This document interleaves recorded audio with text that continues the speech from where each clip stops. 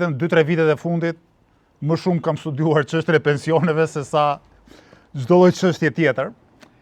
Dhe e kam kuptuar shumë mirë logjikën se si funksionon ky sistem i dështuar i pensioneve në Shqipëri. Dhe me gjitha kam vënë re se sa e padrejtë, sa e pabarabartë është ky problem, trajtimi i këtij problemi, po të krahasojmë Shqipërinë me të gjitha vendet e tjera. Jo vetëm të Evropës madhe e të përparuar, po edhe kësaj Evropës vogël ballkanike që është rreth e qark nesh. Kur po vija këtu, mendova të bëja një pyetje çik ironike që a ju gëzoi ky bonusi që vendosi qeveria, edhe pyes veten her pas here, por po këta, pse japin bonus edhe nuk e integrojnë bonusin në një rritje të përmuajshme të pensionit?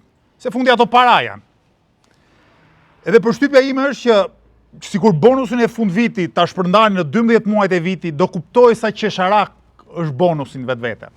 Sepse do kuptoj që mesatarisht në muaj pensioni do të rritej vetëm 10.000 lekë vjetra. Këta vendosin ta japin në një dorë në fund vitit që ty duket ai 100.000 lekë apo 150.000 lekë sikur ka i far domethënjeje. Sepse dora në zemër, po ta pjestosh mesataren me 12 muaj, madje të shtoni po doni edhe këto 2-3.000 lekë që shton qeveria me indeksim, aty shkojmë. Tek 10.000, 12.000 lekë vjetra në muaj. Kaq. Po lexoja dje një artikull të një reviste Monitor në Shqipëri që tregonte, krahasonte sa shpenzon një shtet për pensionistët. Pra, merr gjithë shpenzimet buxhetore për pensionistë dhe pjesëton për numrin e pensionistëve. Dhe rezulton që shteti shqiptar në vit shpenzon për një pensionist për pensione 1.600 euro, po ta pjesëtosh me 12, e kuptoni se sa pak del. Ndërkohë që mesatari e vendeve të Bashkimit Evropian është 16.100 euro, që të thotë është 10 fish më i lartë. Shpenzimet shtetërore për pension. Mesatari e vendeve të BE-s, ku futen edhe vendet më të varfra të BE-s, edhe vendet më të pasura të BE-s. Që të thotë mesatarisht pensionisti shqiptar është 10 herë më i varfër. Do thoni ju, ta do mendja që në Shqipëri të jenë më të varfër. Por ama, ky raport 1 me 10 nuk ekziston për asnjë profesion dhe për asnjë lloj pune. Pra nuk është se punëtori mesatar shqiptar paguhet 10% punëtorit mesatar në Evropë. Mund të paguhet, ku diun, 20% base, apo 30%, po kur 10%. Pra kjo tregon se sa indiferent edhe neglizhues është ky shtet për pensionistët. Një tjetër statistikë. Edi Rama bëri fushat duke premtuar në vitin 2029 pensioni mesatar do të jetë 400 euro. Nga 180 euro që është sot do bëhet 400 euro. Po të bëni pjestimet, i bie që çdo vit pensioni mesatar të rritet diku tek 55 euro ose 55.000 lekë vjetra. Pra që Edi Rama të mbaj premtimin, do duhet që të arrisë pensionin mujor çdo vit. Pra tani në tetor do duhet të arriste 55.000 lekë vjetra. Në fakt sa e rriti 10.000 lekë vjetra, apo 12.000 lekë vjetra bashkë me indeksimin. Pra, shikoni çfarë gënjeshtari.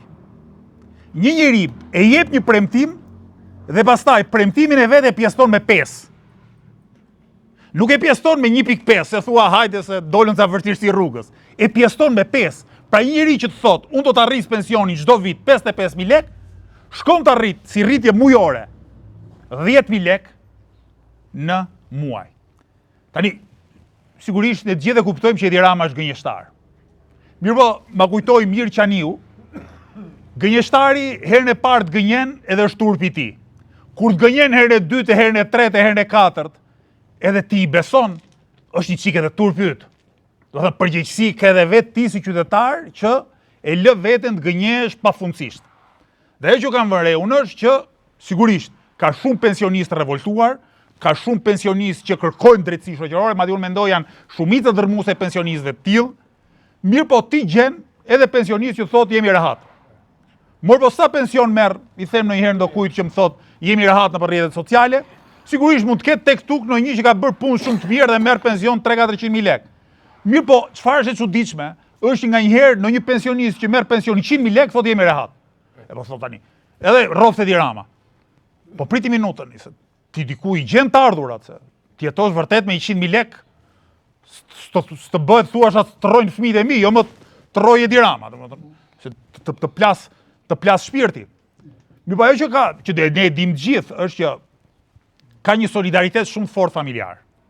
Që të thot, shumicë e rasteve fëmijët heqin diçka nga të ardhurat e tyre, nga të ardhurat që do shkonin për fëmijët e tyre për të mbajtur prindrit.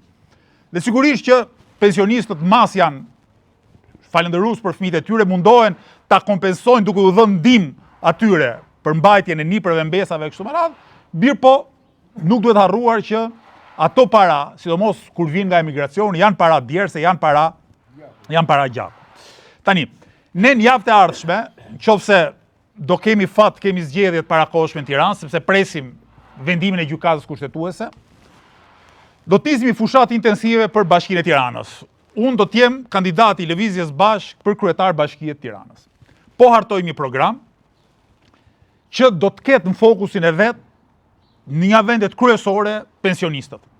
Ka 177.000 pensionistë Bashkia e Tiranës. 177.000 pensionistë ka Bashkia e Tiranës. Sigurisht, Bashkia nuk e vendos dot nivelin e pensioneve. Pra kryetari i bashkisë, sa do pozitiv tjetë në raport me pensionistët, nuk e përcakton dot kryetari i bashkisë nivelin e pensioneve. Pa pikën e diskutimit.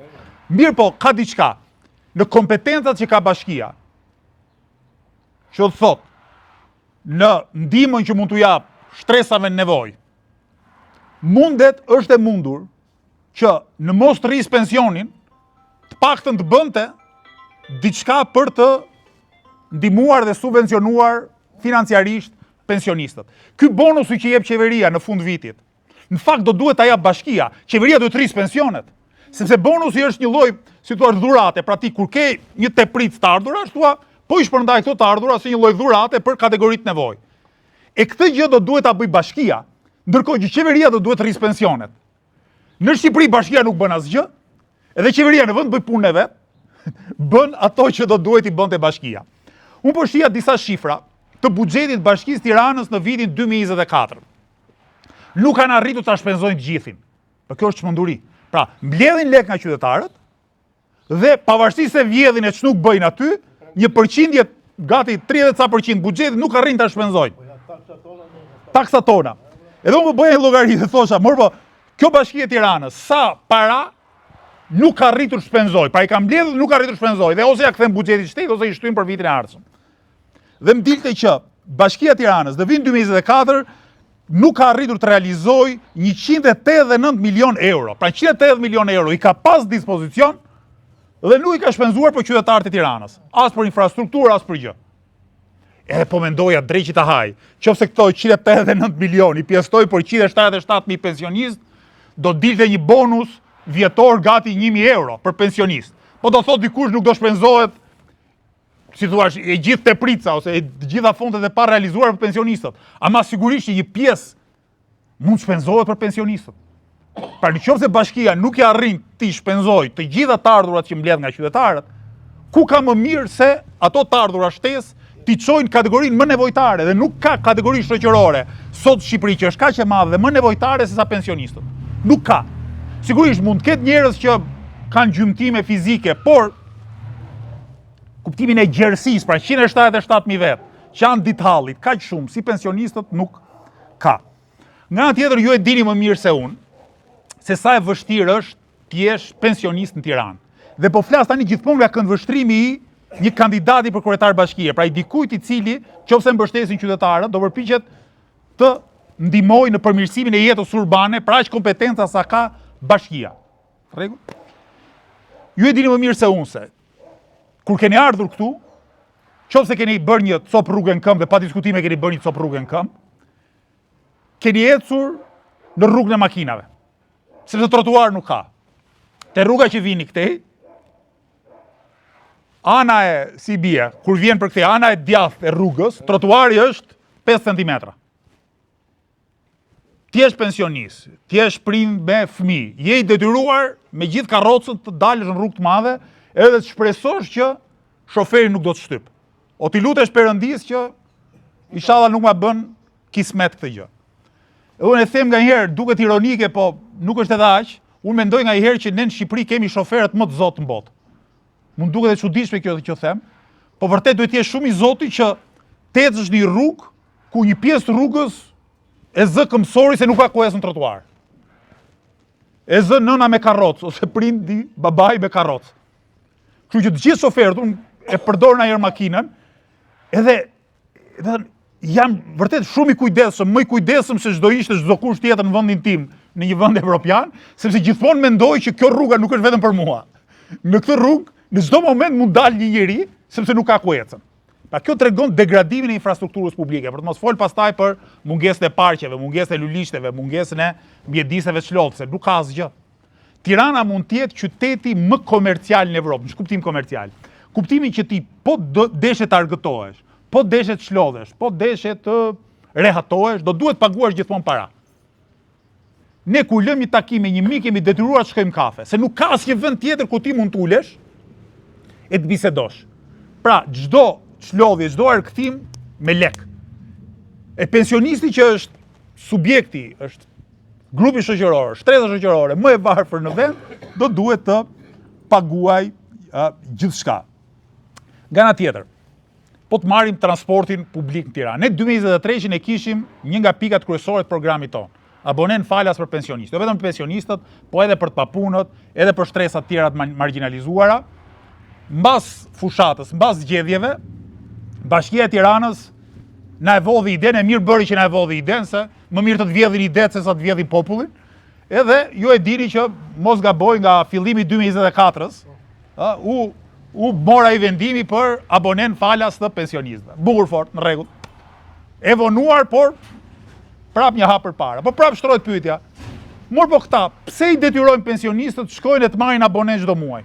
Pse nuk mjafton libreza e pensionit, që ti të hipësh në autobus, të tregosh librezën e pensionit dhe të vazhdosh rrugën? Pse i detyrojnë pensionistët 12 herë në vit të shkojnë, të presin radhë në diellën shi, nga një herë radhë dhe janë të gjata, për të marrë abonen mujore? Ndjen kënaqësi, nuk kanë një sistem të menaxhimit, se mos harroni, po të qeverisën hajdutët janë dhe të paaft, që thot nuk din të ndërtojnë një strukturë të menaxhimit punëve të qytetit, që ti të shkosh me abonen e pensionistit dhe të mos kesh, me librezën e pensionit dhe mos kesh nevojë për abonen. Nga ana tjetër, Tirana mund të jetë ndër kryeqytetet e fundit në Evropë që nuk ka politika sociale të mbështetjes pensionistëve në shtëpitë e tyre. Se fatmirësisht, ju që keni ardhur në këtë takim, besoj e gëzoni ende një nivel caktuar shëndeti. Unë ju uroj jetë gjatë të shëndetshme për sa më shumë vite. Mirë po, ju e dini shumë mirë që pas një farë moshe, ajo që quhet mosha e 4, që s'është as mosha e 3, se mosha e 3 fillon me kur del në pension. Po faza e parë, kur ti del në pension, ti ke ende i farë fuqie fizike. Mirë po, me kalimin e viteve, vjen ajo që quhet mosha e 4, dhe mosha e 4 praktikisht e ke shumë të vështirë të lëvizjen. Dhe këtu nuk ka shërbime bashkiake. Nuk ka një shërbim mjekësor a social që i vjen pensionistit në shtëpi dhe i thot mor po ç'a nevoja ke. Shumë prej jush unë e di mirë, jetoni në pallatet e kohës socializmit që nuk kanë as ashensor. Pra imagjinoni të hypesh e të zbresësh për ditë 3, 4 apo 5 kate për të bërë pazarin. Unë shoh aman time, domethënë. Është 73 vjeç, edhe shoh që është me vështirësi tashmë i hip dhe i zbret shkallët. Dhe në qoftë se deri para një viti shkon dhe ajo i merrte fëmijët nga shkolla, tani fëmijët shkojnë vetë për t'i kursyer një rrugë të paktën, një hypje dhe zbritje shkallës. Pa kjo është vështirësi e madhe. Këtu jo vetëm nuk ka projekte të modernizimit ndërtesave të vjetra, për t'i bërë ato më të përdorshme nga shtresat më nevojë, nga shtresat më të dobta fizikisht, por këtu nuk ka as infrastrukturë të mirëfillt sociale. Problemet nuk mbarojnë. Po ju marr një shembull tjetër, uji i pishëm. Asnjë nga ne këtu nuk pi ujë rubineti. Asnjë nuk pi ujë rubineti. s'ka ujë, që të pish. Morba atëre kur vjen ujë, asgjë nga ne, sa doj varfër tjetë, ndoshta hiq rasti kur është tamam për bukën e gojës, se s'ka nga jamban, fare, nuk pi ujë rubineti.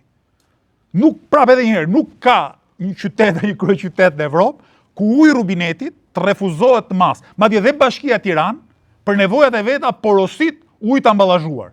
Bën tender të ujë të amballazhuar. Ku mos sa turpësh? Institucioni që duhet të ta çojë ujin e pishëm rubinet, institucioni që është përgjegjës për cilësinë e ujit, institucioni që të thot ty, Ujësjellës Kanalizimi Tiranë, na thot ne zyrtarisht që uji i rubinetit është i pishëm, na e thot vetë shteti dhe vetë se pi. Edhe vetë se pi. Kupton? E keni parë edhe në për filma, kur dyshon dikush që një tjetër do ta helmoj, i thot atij helmusit potencial, i thot pa pije njëherë vetë këtë gotën që më jep mua, pa haje njëherë vetë të ushqimin që po më jep mua, e kur tjetri nuk e bën, ti thua ti do të më helmosh. E njëjta gjë është me institucionet tona. Kur bashkia vetë nuk e pi ujin e rubinetit, ku Ujësjellës Kanalizimi nuk e pi ujin e rubinetit, dhe nuk thon qytetarëve pijeni. Tani sigurisht qytetarët nga përvoja kanë kuptuar që nuk pijet. Nuk pijet uji i rubinetit dhe blejnë ujë. Po të blesh ujë, i bie që do të harxhosh rreth, kam bërë llogari për një familje thjesht do harxhosh rreth 30.000 lekë vjetra çdo muaj. Tani nëse ti pensionin e ke 90.000 lekë apo 100.000 lekë, 30.000 lekë vetëm për ujin. I thon, po thuaj se 1/3 e pensionit, ore vetëm për ujin. Vetëm për ujin që pi, ose pastaj ato rubinetit që lahesh, gatuar e kështu me radhë. Ajo është kostoshtec, vetëm uji. Dhe as një mas, as për ndërtimin e ujësjellësit, as për filtrimin e ujit, as për ta bësh më të përballueshme çmimin e ujit për pensionistët, fare, ose për shtresat nevojë. U rrit në vitin 2017 fatura e ujit 40%, ishte Erion Velia i kryetar bashkie dhe tha, do e rrisim 40% do ndërtojmë ujësjellësin. Kanë kaluar 8 vjet. 8 vjet nga premtimi që do ndërtojmë ujësjellësin, nga rritja e çmimit të ujit, dhe në këto 8 vjet nuk është hapur një vrim, jo më një grop, por një vrim që shtrohet një tub i ri, lere më të ndërtohet ujësjellësi i ri. 8 vjet mbas rritjes së çmimit dhe dhënies premtimit që për 4 vjet thoshte bashkia atëre, do ndërtojmë ujësjellësin e ri, prap nuk kemi ujë në rubinet, dhe atëre kur vjen, uji është i papishëm. Për të mos fol pastaj për ndotjen e për gjithë tjerat. Gjithsesi, se fola çik gjatë, po meraku im është edhe të prek dhe një çështje që e di që e ndjeni të gjithë ju. Për shkak të pensioneve të ulta, për shkak të mungesës së shërbimeve nga shteti, në Shqipëri pensionistët punojnë. Shifrat zyrtare na thonë që 15% e pensionistëve punojnë. Po 15% janë ata që punojnë deklaruar në shtet. Dakor? Unë besoj që punë me pagë, po të marrim dhe punën në të zezë, i bie të punojnë rreth 30 ose më shumë % e pensionistëve. Pa që kanë mbushur moshën e pensionit, ama nuk u del pensioni dhe vazhdojnë të punojnë. Një shifër shumë herë më e lartë se mesatarja e vendeve evropiane. Por, ajo që është e vërteta e madhe, është që edhe ata pensionistë që nuk punojnë me pagë, ju e dini shumë mirë që prapë se prapë punojnë. Nuk punojnë për pagë, po prapë se prapë punojnë. Cili nga ju nuk mban niprit dhe mbesa? Dhe jo 1 orë në javë për qejf, po cili nga ju për ditë nuk mban për 4-5 orë në ditë niprit dhe mbesat. Kuptimin e energjisë fizike, punë është ajo. Po maman time unë, i mban 4-5 orë fëmijët e mi, pa ta bëj dhe detyrat aty. Po të bësh detyrat me 2 fëmijë, se mos i kam unë binjak dhe trazavaç, është konsumim, është dhe konsumim nerva, se do i rishte koha. Po që ne të mos paguajmë për mësuesin, do duhet i mbaj mamaja ime. Dakor? Do duhet i mbaj mamaja ime, dhe si i mban mamaja ime, i mbajnë gjyshërit e gjyshet nga do në për Shqipëri. Ajo është punë, do me thënë, të njëjtën punë do bëhet dhe një mësuese. Do lodhej, por në fund ditës mësuesja do paguaj. Dakor? Do paguaj, kurse gjyshërit e gjyshet, për të hir të solidaritetit familjar, bëjnë të njëjtën punë, lodhen një lloj dhe sigurisht nuk paguhen, sepse jemi brenda solidaritetit familjar. Unë ndihmoj, ti ndihmon. Ama kjo tregon që pensionistët punojnë. Ore punojnë, nëse ti bën 4, 5, 6 orë në ditë punën e edukatorit apo mësuesit, ti punon, more, ti punon. Lodhesh fizikisht, lodhesh si thua, nga nervat, pa diskutim. Ti punon. Po pse punon? Sepse ky shtet nuk ka ndërtuar infrastrukturën e duhur arsimore për fëmijët. Mbaron shkolla në orën 11:30, 12:20, fëmijët nuk kanë ku shkojnë. Nuk rrin dot si në vendet e tjera, që të vazhdojnë të rrinë në shkollë edhe një çik, të bëjnë detyra, të luajnë, të kenë një kurs artistik apo sportiv, jo, direkt në shtëpi. Në Çerdhe dhe në Kopshte, 44% e fëmijëve që duan të regjistrohen në një kopsht apo Çerdhe publike, nuk regjistrohen dot se nuk ka vend. 44%, jo 4.4%, 44%. Pra, nga 9.000 fëmijë që shkojnë të regjistrohen çdo vit në Çerdhe dhe kopshte publike, 5.000 e ca regjistrohen, të tjerët nuk regjistrohen dot. Dhe këto janë të dhënat zyrtare, ti thot vetë shteti shqiptar. Tani ku shkojnë këta 4.000 e ca fëmijë? Ku shkojnë në vit që nuk regjistrohen dot në Çerdhe dhe në kopshte? Ose do shkojnë Çerdhe dhe kopshte private deri në 400.000 lek në muaj. E 400.000 lek janë shumë për një familje mesatare. Lere më për një familje punëtorësh të varfër. 400.000 lek për fëmijë janë shumë para. Po le pastaj ato të shtëpisë. Për të patur kopshte dhe Çerdhe në Shqipëri kanë qenë shumë, sepse çdo ndërtues merr lejen e ndërtimit, bashkia vetëm s'ka administrat që ta menaxhonte. Bashkia merr X%. Atë 3% bashkia po ta mirë të objekt në katet e para, atje bënte shkolla, bënte Çerdhe, bënte aq shumë sa që nuk do kishte fëmijë të mbushnin ato. Ke kompleksin Deli Jorgji, s'ke asnjë. Ke Astirin, s'ke asnjë. Që janë ndërtime. Leandrina Gjungla, që i thonë komune Parisit edhe Dajti. Të gjitha janë gjungla, pa kopës, pa Çerdhe. Ke shumë drejt. Bashkia e Tiranës nuk e merr në natyrë taksën, siç e kërkonte ligji, e merr në para, dhe në para nuk e merr tamam, sepse sipas dhënave të vetë bashkisë, pagesa e kësaj taksës 3% për strehim social, që e quajnë ata, realizohet diku te 60%. Pra 40% i detyrimeve që sipas ligjit kanë ndërtuesit ndaj Bashkisë Tiranës nuk vilet. Do të vidhet praktikisht, po nuk e morë ti, i bie që ta vjedhësh. Kështu që ajo që desha të them është që edhe në rastin e Çerdheve të kopshteve, nga që këtu nuk ka Çerdhe dhe kopshte mjaftueshme publike, sepse kanë çdo hapësirën publike ku do i ndërtosh. Edhe aty u ka hapësirë publike, këta mendojnë si t'japim një leje për kull, jo si t'japim një leje për shkollë, Çerdhe apo kopsht. Mendojnë si e si të shumëfishojnë parat dhe nuk mendojnë asnjë moment për të mirën e qytetarëve, për fëmijët, për pensionistët, për punëtorët, për shtresën e mesme, për biznesin e vogël, për asnjëri. Tani falë se u lodha pak i rash gjatë.